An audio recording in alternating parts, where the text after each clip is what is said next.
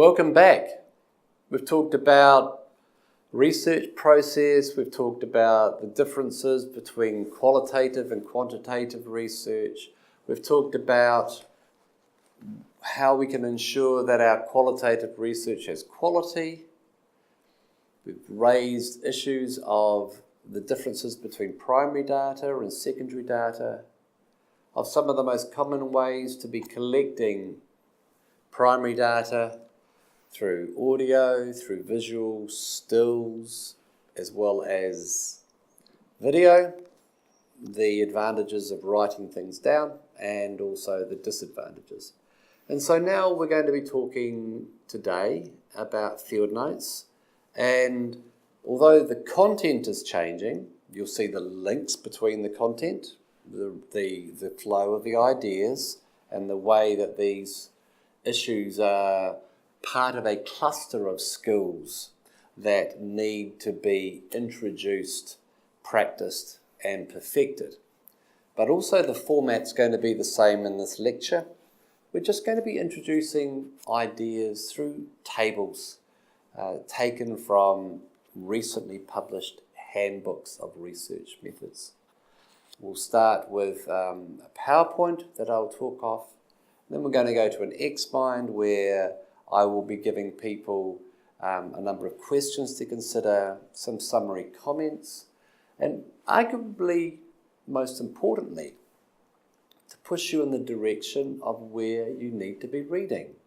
This course is not intended to be taken by people who are just going to learn everything they need to know by listening to what I say and writing down or downloading copies of the PowerPoints.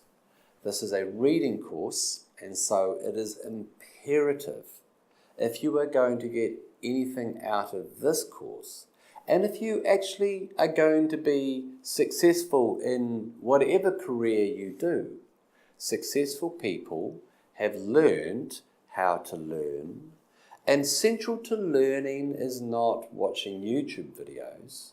Central to learning is reading. It may be on your mobile phone, that doesn't matter.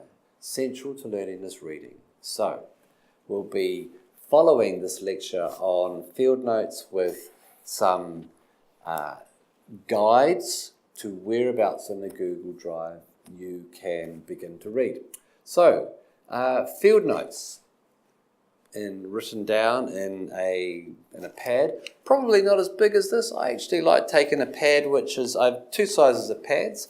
This goes into my bag, and I have a pad which is about half of this that actually goes into my pocket. And whenever I go out, I have it there, and I have a pen that goes in here as well. And that's the way that I do things. So let's just have a bit of a look at the forms that this incredibly important thing called Fieldnotes, the forms that they can take.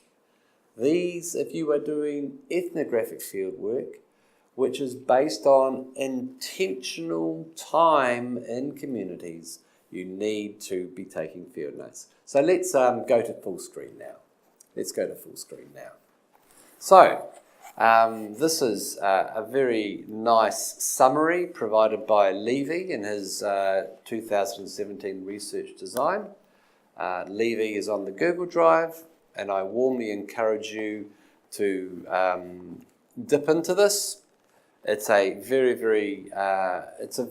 very concise, easy to read summary of how to do qualitative, quantitative, and mixed methods research designs.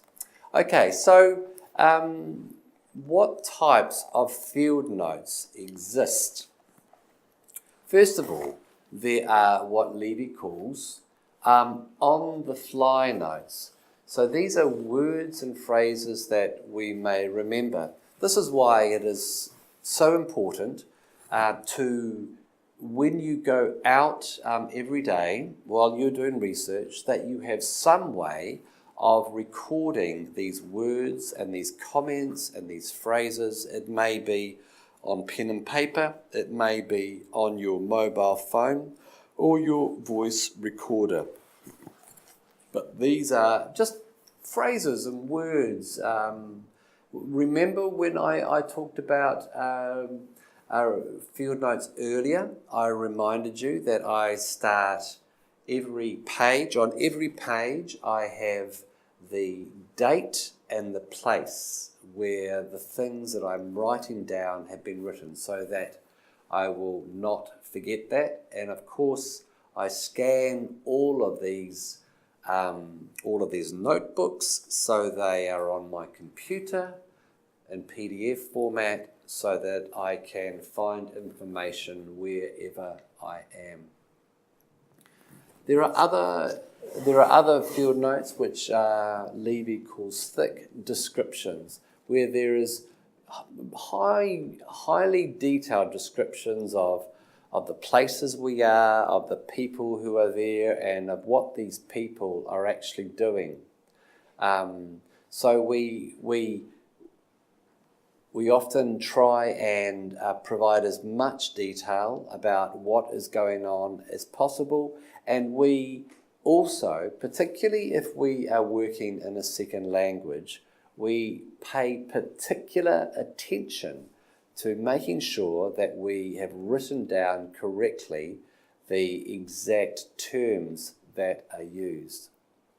Sometimes, not sometimes, it is often the case that in addition to notes being taken and occasional thick, detailed, lengthy descriptions of places and people and things that we have been seeing, daily and weekly summaries of what has been learnt are also written down formally as a field note. Reflexive notes. A reflexive note means a note where we are talking not so much about what others are doing, but about how we are doing, about how we are going as our role as a researcher. We may comment on our feelings, the dilemmas that we are facing, or problems with these things called people. Conversation and interview notes. These are notes about informal and or informal topics. They are details of what was said, again using the exact words used by your informants, and also follow-up questions by others. Interpretive notes, interpretive field notes, are notes about you making sense of what has been going on. And in that case, it's similar to reflexive notes, where you are initially analysing the data that you have come across and collected. Okay, so let's just come back together.